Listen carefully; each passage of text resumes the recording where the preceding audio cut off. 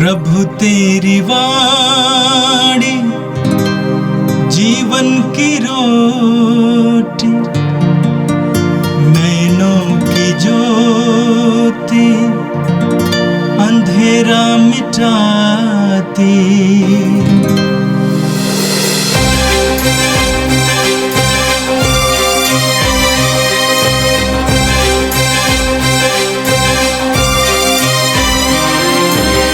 प्रभु तेरी वाणी जीवन की रोटी, नैनों की ज्योति अंधेरा मिटाती। प्रभु तेरी वाणी जीवन की रोटी, नैनों की ज्योति अंधेरा मिटाती। वाणी वाणी वाणी वाणी वाणी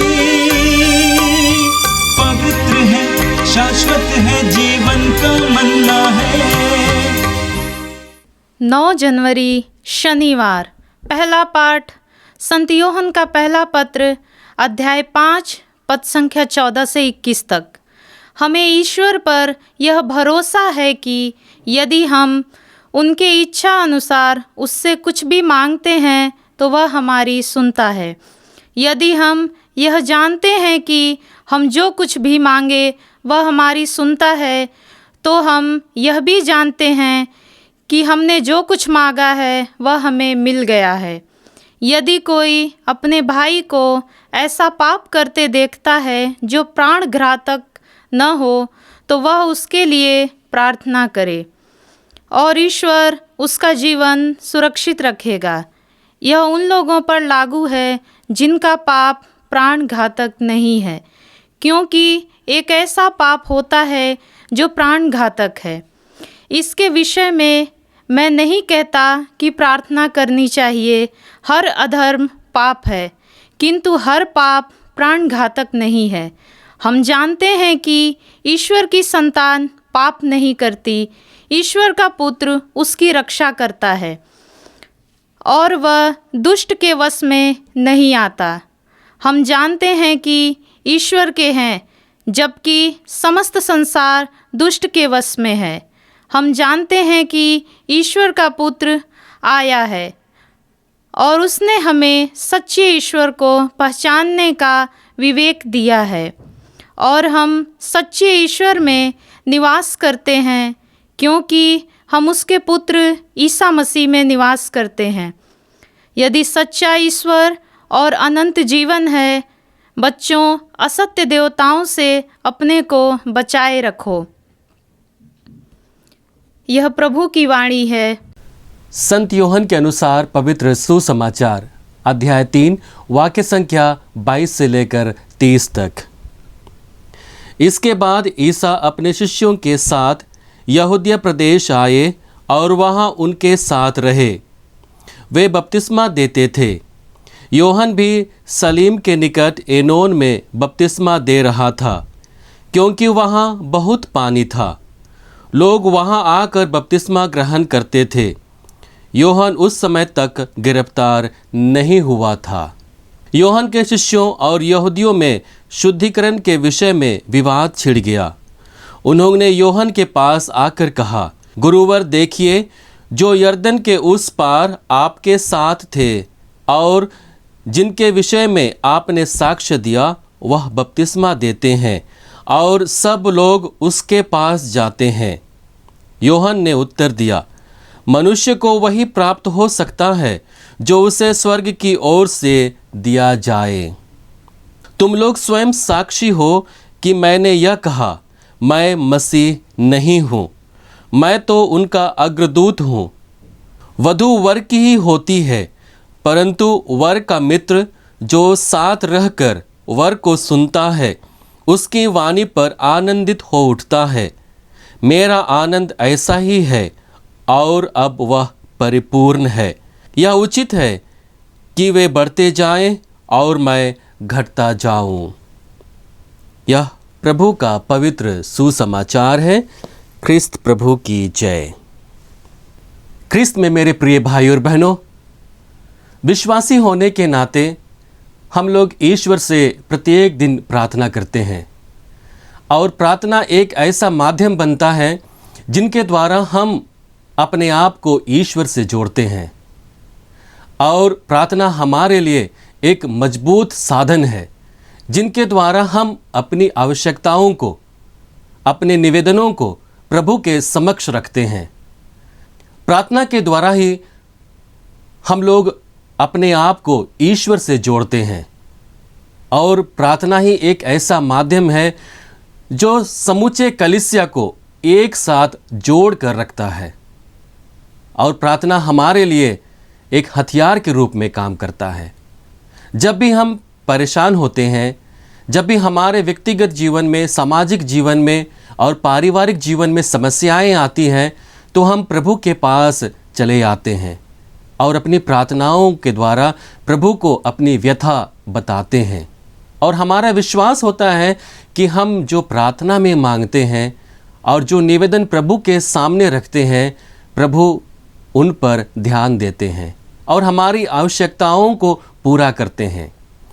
आज के पहले पाठ में संत यूहन्ना आदर्श प्रार्थना और प्रार्थना के आधार के विषय में अपने लोगों को बताते हैं।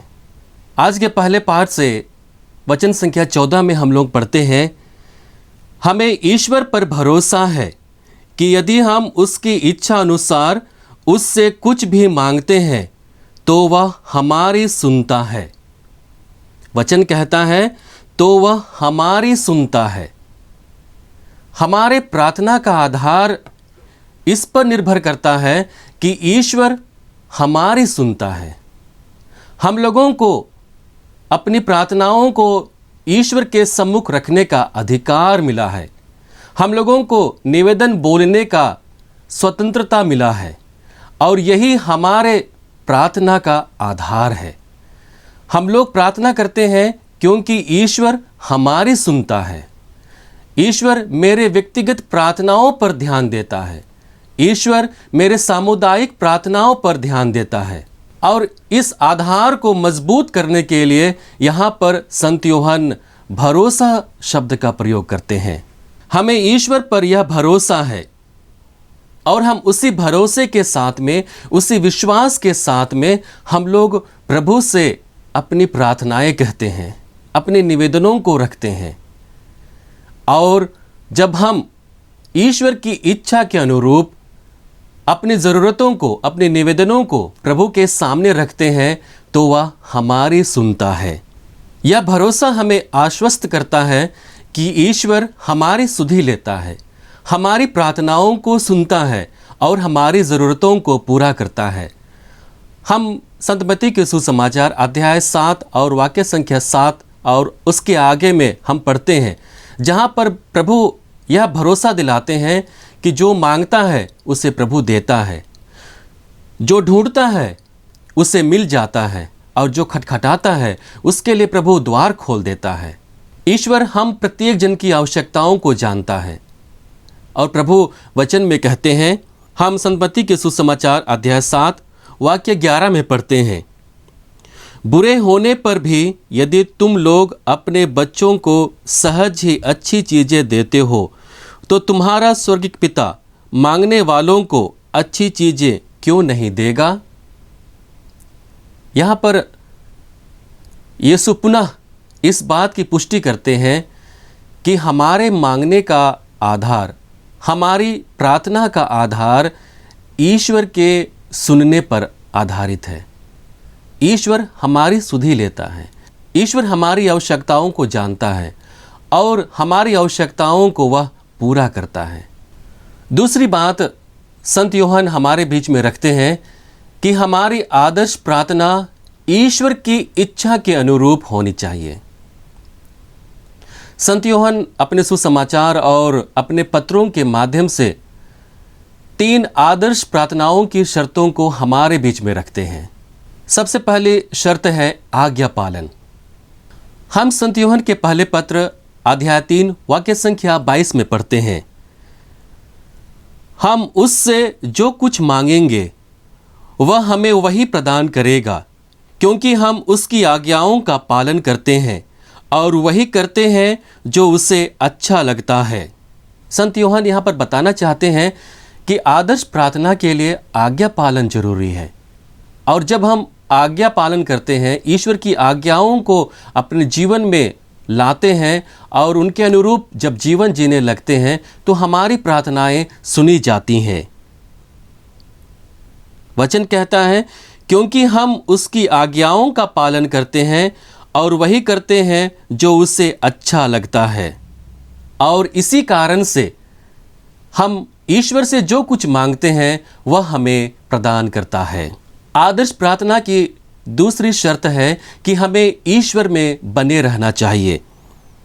हम यूहन्ना के सुसमाचार अध्याय 15 वाक्य संख्या 7 में पढ़ते हैं, यदि तुम मुझ में रहो और तुम में मेरी शिक्षा बनी रहती है तो चाहे जो मांगो वह तुम्हें दिया जाएगा।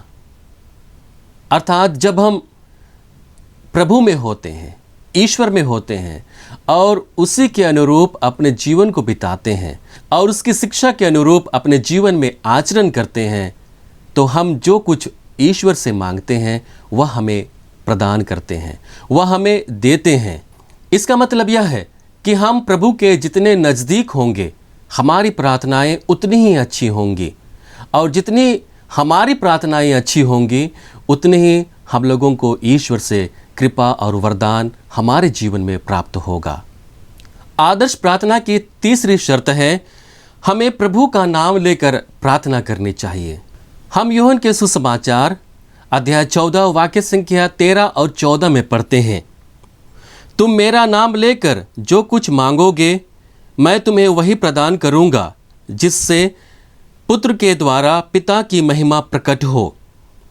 यदि तुम मेरा नाम लेकर मुझसे कुछ भी मांगोगे तो मैं तुम्हें वही प्रदान करूंगा। यहाँ पर प्रभु आश्वासन देते हैं कि जब भी तुम पिता से मांगो तो मेरा नाम लेकर मांगो, और जब तुम मेरा नाम लेकर पिता से मांगते हो, पिता से आग्रह करते हो, पिता के सामने अपने ज़रूरतों को रखते हो, निवेदनों को रखते हो, तो वह ईश्वर मेरे नाम पर तुम्हें देगा, क्योंकि मेरे नाम के कारण में ईश्वर की महिमा प्रकट होती है। और इस प्रकार से जब भी हम प्रार्थनाएं कहते हैं, जब भी हम अपनी प्रार्थनाओं को बोलते हैं, तो हम प्रभु के नाम के द्वारा हमारी सारी आवश्यकताओं को ईश्वर के सामने लेकर आते हैं। प्रभु हमारे लिए एक मध्यस्थ है और उसकी मध्यस्थता के द्वारा हम लोगों को ईश्वर से नाना प्रकार के वरदान और अनुग्रह हमारे जीवन में प्राप्त होता है। और जब भी हम ईश्वर के सामने प्रार्थना के लिए आते हैं, अपने आप को तैयार करते हैं, तो इन 3 महत्वपूर्ण बिंदु को यदि हम अपनी प्रार्थना में लेकर आएंगे तो हमें ईश्वर की बरकत अवश्य ही प्राप्त होगी। हमें अपने जीवन में आज्ञा पालन को लेकर आने की आवश्यकता है। हमें प्रभु के सानिध्य में अपने जीवन को बिताने की आवश्यकता है। और तीसरी बात है कि हमें प्रभु का नाम लेकर अपनी आवश्यकताओं को, अपने निवेदनों को और अपनी प्रार्थनाओं को ईश्वर के पास लाने की ज़रूरत है। आगे संत यूहन्ना प्रार्थना पर बात करते हुए हमें कहते हैं कि हमारी प्रार्थनाएं स्वयं की आवश्यकताओं के साथ ही समाप्त नहीं हो जानी चाहिए। प्रार्थना का दूसरा भाग है कि जो लोग हमारी प्रार्थना की आवश्यकता में हैं, उन लोगों के लिए हमें प्रार्थना करने की आवश्यकता है। वचन कहता है, यदि हम यह जानते हैं कि हम जो भी मांगे वह हमारी सुनता है, तो हम यह भी जानते हैं कि हमने जो कुछ मांगा है वह हमें मिल गया है। जब हम विश्वास करते हैं कि प्रभु हमारी आवश्यकताओं को, हमारी प्रार्थनाओं को सुनता है, जो हमारे लिए व्यक्तिगत रूप से है और दूसरे लोगों के लिए है, दूसरे भाई बहनों के लिए है, जब उन प्रार्थनाओं को लेकर हम प्रभु के पास आते हैं और हमें यह मालूम है कि ईश्वर हमारी सुनता है, तो हमें यह भी विश्वास करने की ज़रूरत है कि वह ईश्वर के द्वारा हमें प्राप्त हो गया है। आज के सुसमाचार में हम लोग यूहन्ना के अंतिम साक्ष्य के विषय में सुनते हैं। यहाँ पर यूहन्ना गिरफ्तार होने से पहले अपना अंतिम साक्ष्य जो मसीह हैं उनके बारे में अपने शिष्यों को देते हैं। हम लोग देखते हैं कि यीशु अब बपतिस्मा देना शुरू कर दिए थे और साथ ही साथ यूहन्ना भी बपतिस्मा दे रहा है। और जब शुद्धिकरण को लेकर यूहन्ना के शिष्यों और फरीसियों के बीच में जब विवाद छिड़ जाता है, तब यूहन्ना अपना अंतिम साक्ष्य देते हैं और कहते हैं, यूहन्ना ने उत्तर दिया, मनुष्य को वही प्राप्त हो सकता है जो उसे स्वर्ग की ओर से दिया जाए। यूहन्ना अपनी भूमिका से परिचित थे और उसे अपनी भूमिका के विषय में अच्छी तरह से ज्ञान था कि वह कौन है, और इसलिए वह अपने शिष्यों को बताता है कि मनुष्य को वही मिलता है जो स्वर्ग की ओर से उसे दिया जाता है। और जब वह सुनता है कि यीशु की ख्याति बढ़ रही है, लोग यीशु के पास जाकर बपतिस्मा ग्रहण कर रहे हैं, तो वह अपनी खुशी को प्रकट करता है, वह अपने आनंद को प्रकट करता है। यूहन्ना के आनंद की परिपूर्णता यीशु पर आधारित है, क्योंकि वह एक अग्रदूत था और अपना काम कर देने के बाद में जब उसका परिणाम आता है तो उसे खुशी होती है। और यूहन्ना एक बार फिर से अपने को विनम्र बनाता है और आगे कहता है कि वे बढ़ते जाएं, मैं घटता जाऊं। और इस प्रकार से यूहन्ना अपनी विनम्रता को प्रकट करते हुए अपना अंतिम साक्ष्य देते हैं कि जो कार्य उसे ईश्वर की ओर से दिया गया था, अब उसे वह पूरा कर चुका है। जिस प्रकार से यूहन्ना को मालूम था कि वह प्रभु का अग्रदूत है और उसका कार्य प्रभु के विषय में साक्ष्य देना है, और जब वह आएगा तो लोगों को इंगित करना है, ठीक उसी प्रकार से जब प्रभु हमारे जीवन में क्रियाशील हैं, हमारे जीवन में कार्यरत हैं, तो हमें अपने वचन, अपने कर्म के द्वारा उसके विषय में साक्ष्य देने की आवश्यकता है। हमें आवश्यकता है कि हमारी आनंद को हम प्रभु पर आधारित करें, और जब हम प्रभु पर आधारित आनंद को अपने जीवन में अनुभव करते हैं तो वह आनंद हमारे लिए परिपूर्ण होगा। और उसी आनंद के साथ में, उसी खुशी के साथ में आइए हम लोग प्रार्थना करें। हे ईश्वर, हम धन्यवाद देते हैं आज के वचन के लिए, जो हमारे विश्वास को और मजबूत बनाता है। प्रभु, तू हमारी सुधि लेता है, हम सबको सुनता है। हमें यह बल दे, हम अपने आज्ञा पालन के द्वारा आपसे संयुक्त जीवन बिताकर और प्रभु के नाम पर याचना कर अपने जीवन में हम तेरे महिमा को प्रकट होने दें। हम यह प्रार्थना करते हैं हमारे प्रभु क्रिस्त के द्वारा, आमीन। प्रभु तेरी वाणी जीवन की रोटी, नैनों की ज्योति अंधेरा मिटाती। वाणी वाणी वाणी वाणी वाणी पवित्र है, शाश्वत है, जीवन का मन्ना है।